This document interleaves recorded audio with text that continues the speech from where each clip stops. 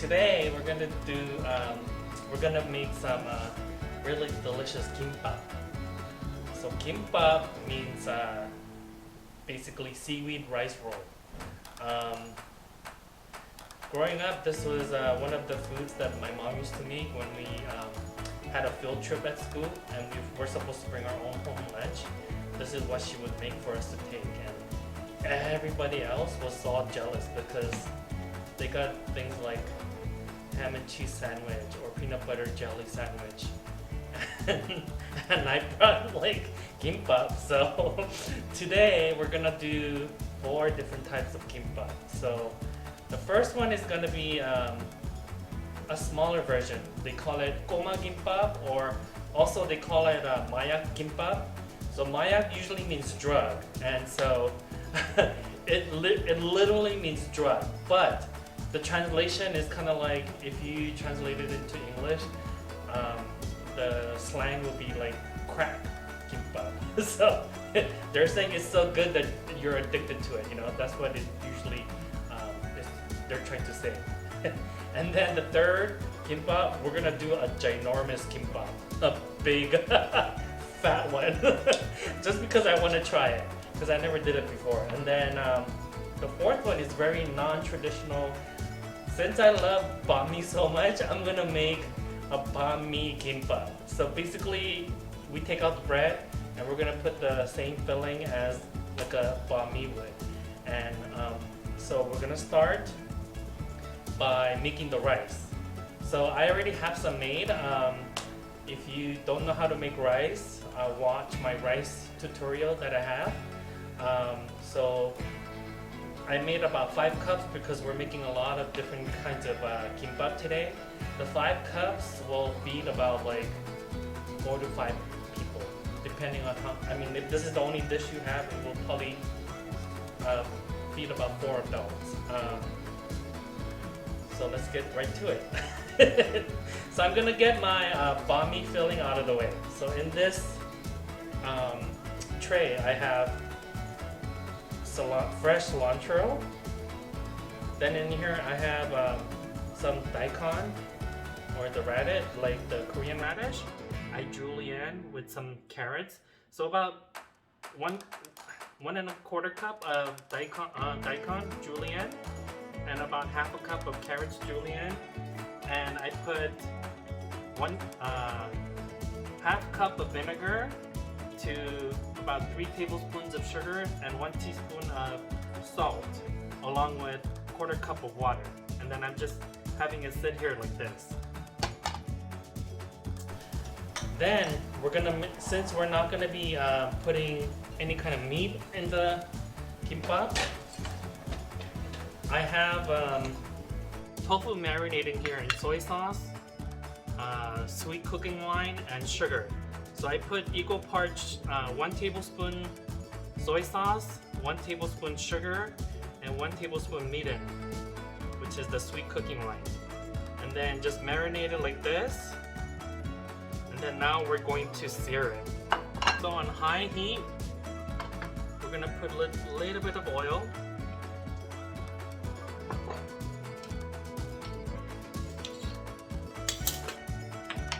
So this one, we kind of want charred on the outside for the tofu. It broke apart here a little bit, but it's okay. That tastes so good. Once you get the char on there, it's gonna be almost like vegan Asian barbecue. So once your pan gets nice and hot, not yet, almost. And you can, I marinated it about half an hour before.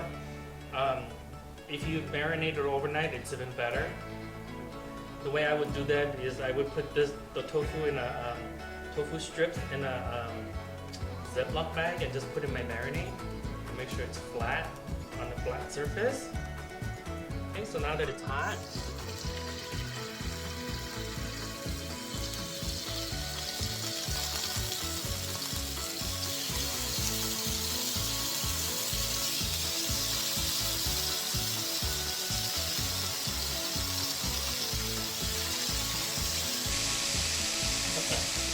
no sense in wasting the peas.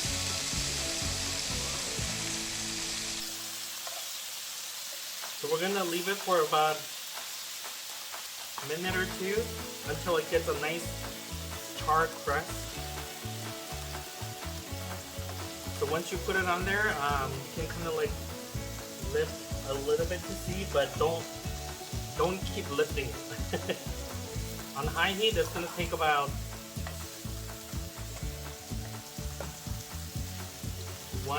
one minute. Lift, and then I'm gonna turn it down to medium because I don't want it to burn. So I can see that it's already starting to char in the front because it's hotter here for some reason on my butane burner. Look at that color. Oh my god.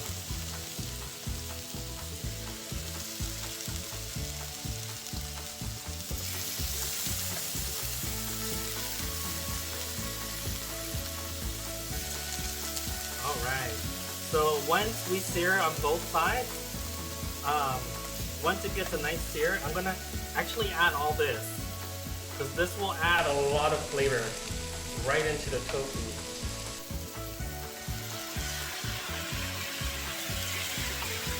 Look at all this flavor go. Oh my god, I'm so excited.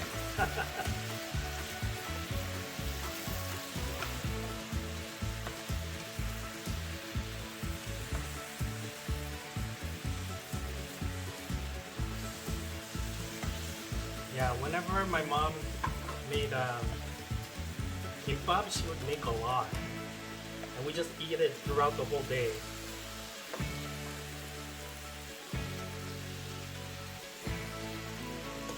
And then if there's any leftover, the next day we would take the cold gimbap from the refrigerator and we would put it in egg and then pan fry it to make jan. Gimbap jan.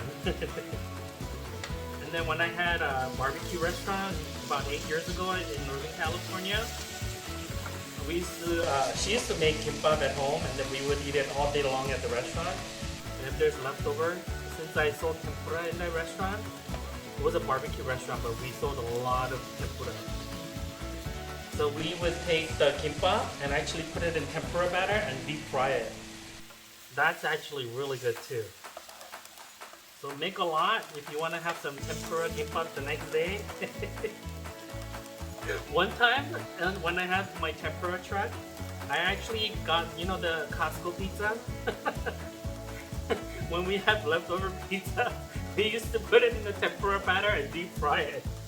That was good too. The tempura pizza, oh yeah. It was so good. But that was in my like late 20s, early 30s. I can't eat like that anymore. Deep fried pizza, come on.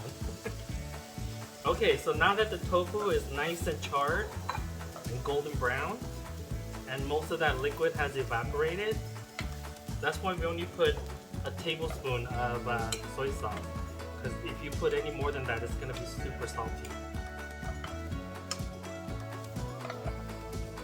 I'm going to put this on a plate. And try not to put it on top of each other because when the sugar hardens, it will crystallize and then it will get stuck together. So our prep for the vegan banh mi is almost all done. Now we're gonna make the sauce for the goma gimbap. It's not just for the goma gimbap, but we can use this sauce for the regular gimbap too. So we have about 3 tablespoons of soy sauce and 3 tablespoons of water. So equal parts. And then I have about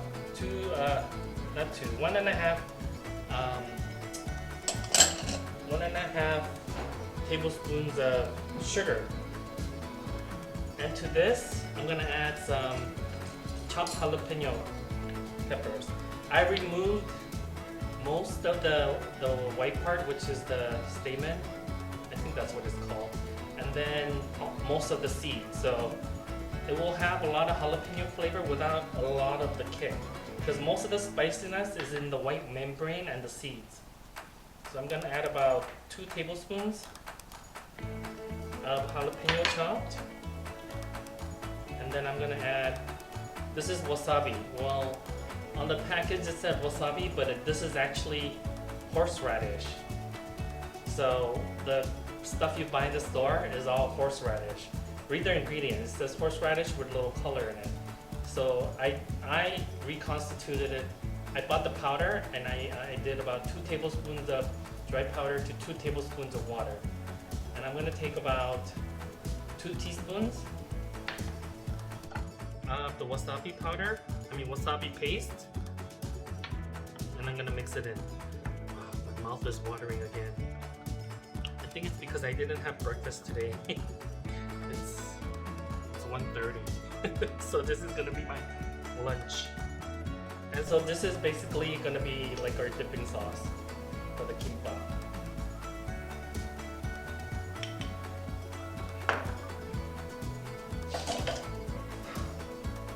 Another thing we're gonna need is vegan mayonnaise. So you can buy vegan mayonnaise, but I like making my own. Why? Because I like things complicated. No, because I know what's gonna be in it when I make it myself. So I have a really strong blender here. I have my trusty Vitamix. Then in this pot I have about 1/4 cup of soybean, dry soybean, that I put in here with about 2 cups of water. Then I brought it to a boil and turned it down to a simmer for half an hour, and until the liquid reduces like this, and then the soybean, oops, ran away from me. Soybean is soft like this. So this is gonna be our emulsifier. This is gonna be in place of our egg. Then I also have some xanthan gum. I have about a teaspoon of xanthan gum. So xanthan gum will kind of make the mixture a little thicker. Okay. And I have 2 teaspoons of mustard powder. And to this I'm gonna add about a tablespoon of lemon juice.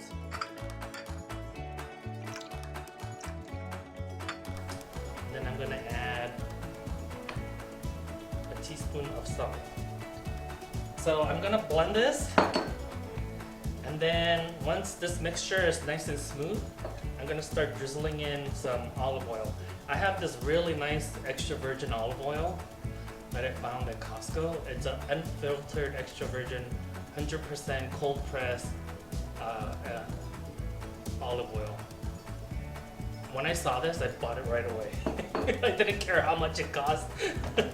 You can use something neutral, but I kind of like making mayonnaise with olive oil.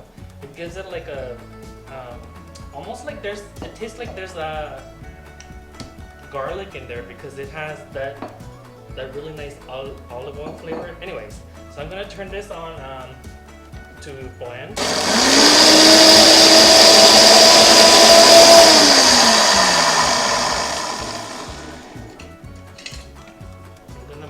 Everything is all the chunks from the top is on the bottom. And to this I'm gonna add some water too. I'm gonna add about half a cup of water. Oops.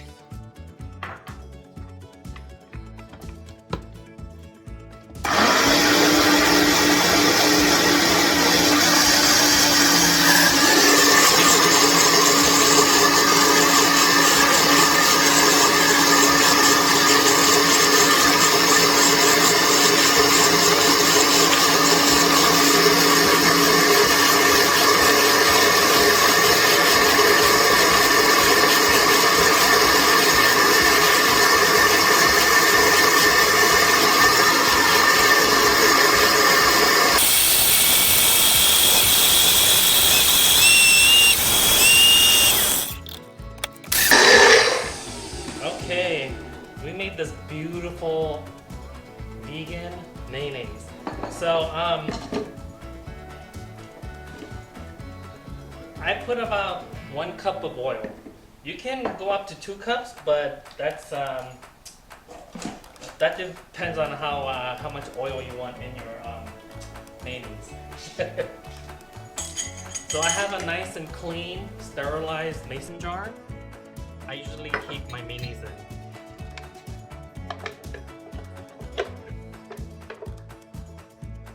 So basically, mayonnaise is fat suspended in liquid. That's how I describe how you make mayonnaise.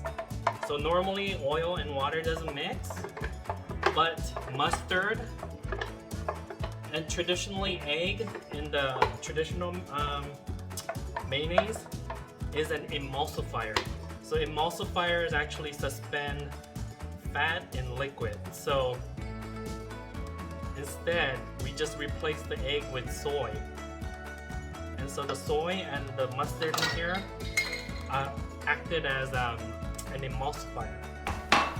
And I usually don't make a lot because this doesn't have any preservatives. So this will keep, I would say, up to like 3 to 4 weeks in the refrigerator. So I mean, like, I don't eat a lot of mayonnaise.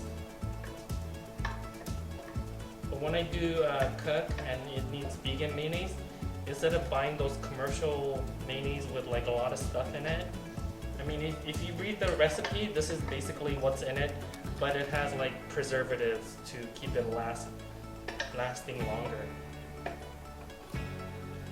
Okay.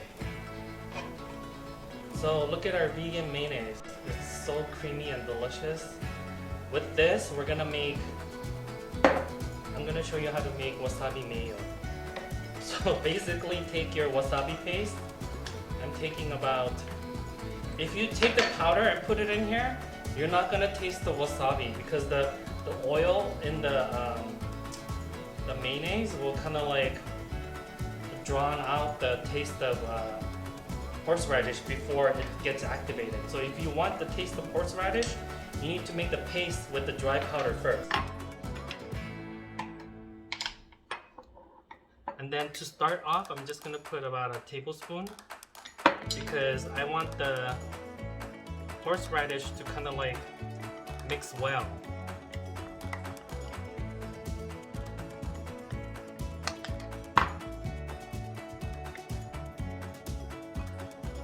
And then I'm gonna add about a cup. Well, I'm gonna add the whole thing. And I'm gonna just keep this, no, maybe I'll just do half, yeah. I'll just do 1 cup. So this mayonnaise is fresh, so that's why it looks soft like this. But once you put it into the refrigerator, it'll firm up.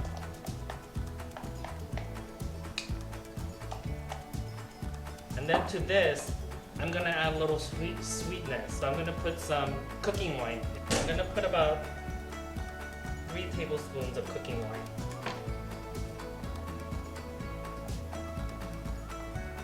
If you want it sweeter, you can add about a tablespoon of sugar. But I don't want it too sweet. So this is basically vegan wasabi mayo. Gonna taste this. Oh, so fresh, so delicious. This one I'm gonna put in the refrigerator. This one I'm gonna keep it in the refrigerator so that it'll firm up a little bit. Okay, now we're gonna prepare our textured vegetable protein. So we're gonna make like a bulgogi again, like for the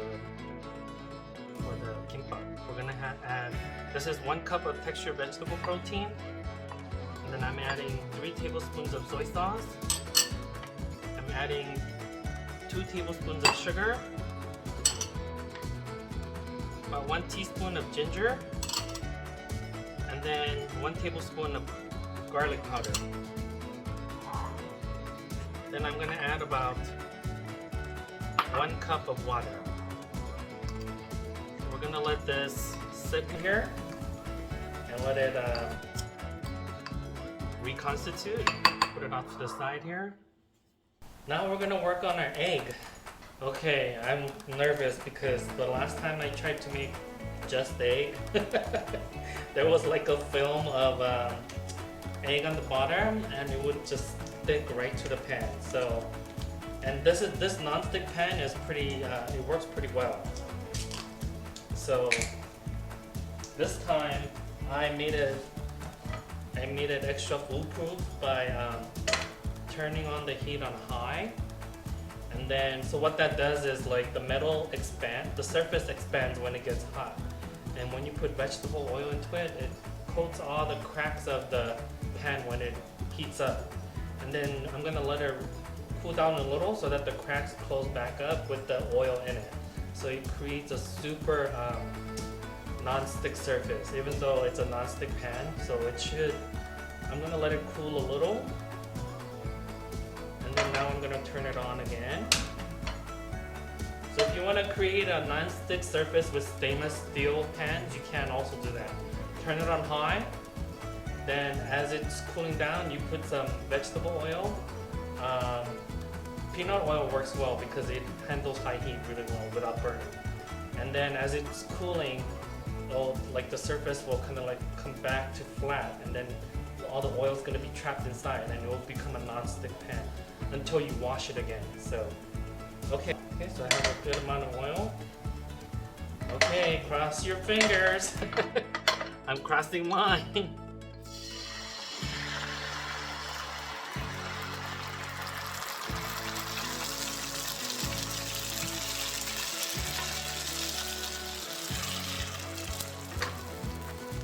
Okay, it looks pretty good so far. I don't. Oh no, it's sticking a little, but I'm gonna turn it on low.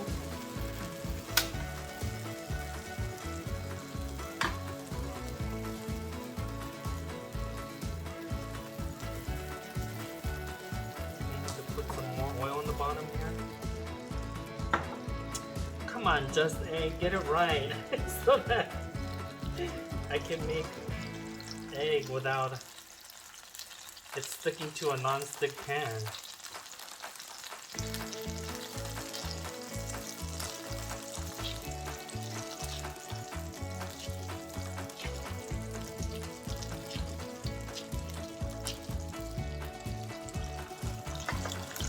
Guess it's kind of working.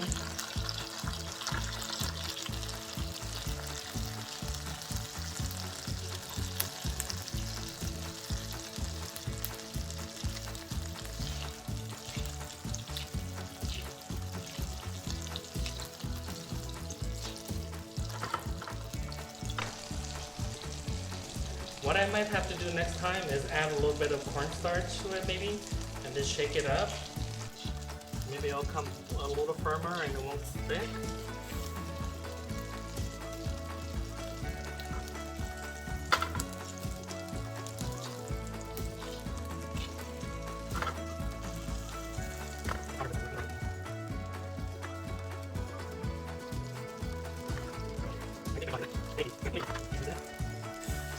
Okay, cross my fingers. I'm gonna try and flip it.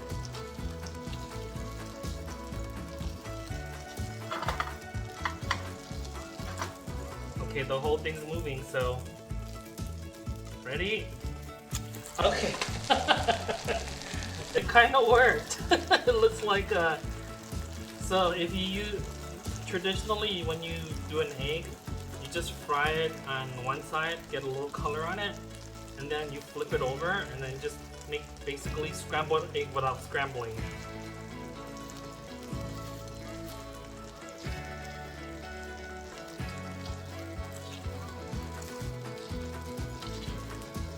Okay. Should we do another one? just in case this is not enough. I'm cooking it enough so that it's not so soft, and so when I go to pick it up and put it on the rice, it's not going to fall apart on me. That's the thing I'm scared about the most.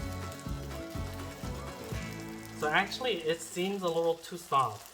So what I am going to do is I'm going to add there's about 3/4 of the Just Egg left. I'm going to add a little bit of cornstarch. I'm gonna add a tablespoon of cornstarch in here to see if it will give me a little firmer egg.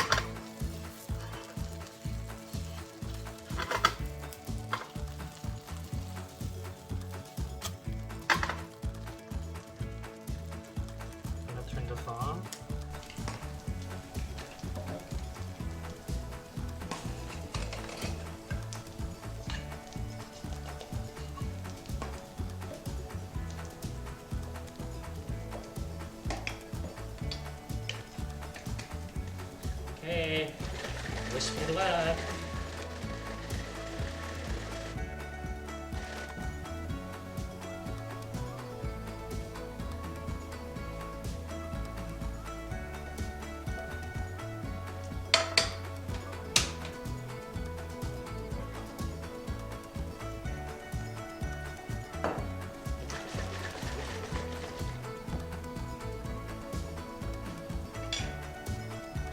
Okay, let's see. I hope there's no lumps of cornstarch in here.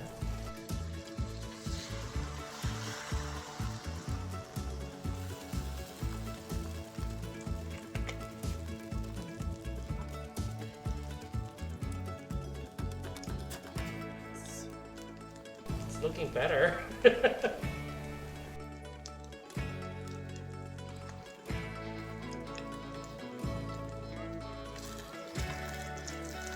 It's still sticking though. I think it's because of the mung bean protein. I'm gonna scramble it here so I get it cooking a little faster. And then before it cooks all the way, I'm gonna leave it alone.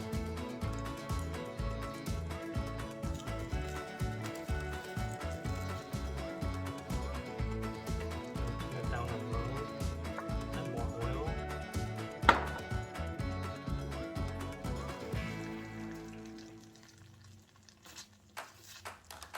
Yeah, so I add a tablespoon to 3/4 or 2/3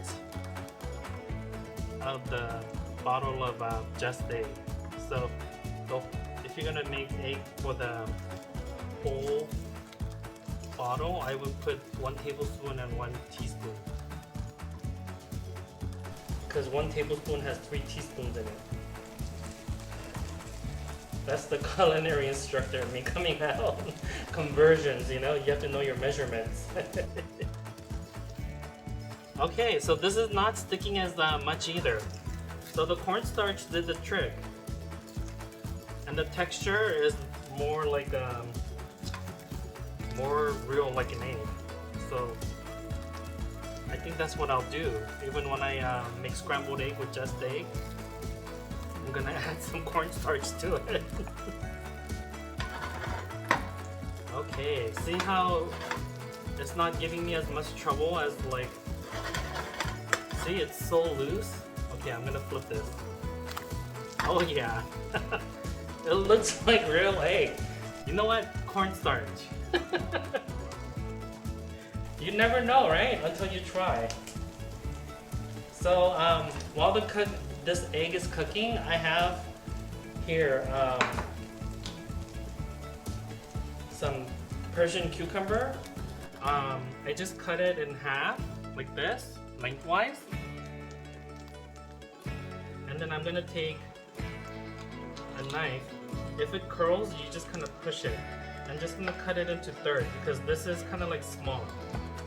If you have a giant English cucumber, you'll probably have to cut it a little more. And then if there's quite a bit of seed here, I'm gonna just take it,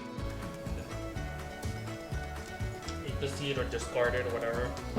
But I like the Persian cucumber because the seeds are not bitter. All right, look at this. I'm gonna turn this off.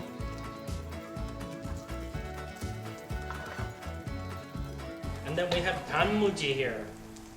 This is basically daikon that's been pickled sweet with some turmeric to get the color. And this is actually Chinese. So in Korea they eat a lot of this.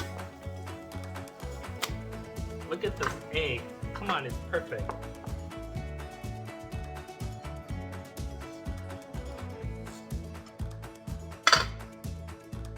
Okay, so here we have our egg. We're just gonna cut it into strips.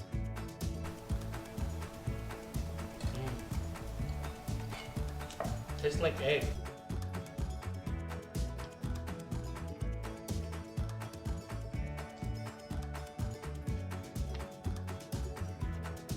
Looks like egg, tastes like egg.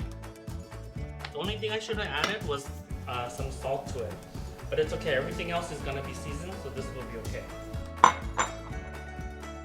Put our eggs here.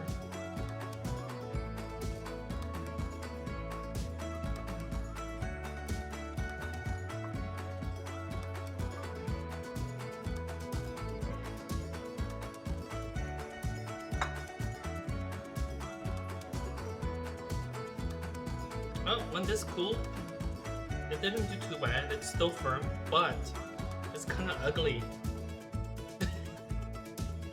But when we put it into the gimbap, it'll be okay. Because you won't really see the shape. So cut it into long strips. Now we're gonna move on to our spinach. So the spinach, this is one bunch.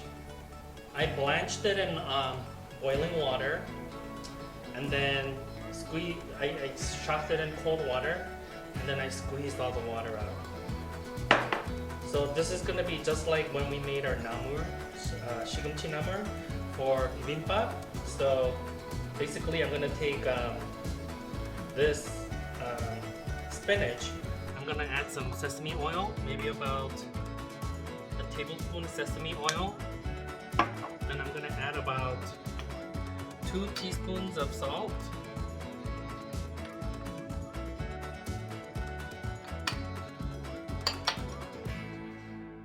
One clove of garlic. Mince the garlic.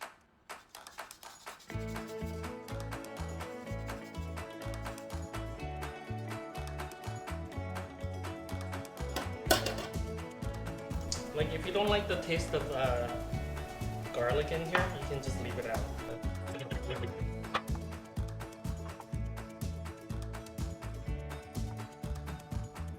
Okay, I'm gonna taste it. Delicious. This is ready. I'm gonna leave it right here. Now we're gonna work on our carrots.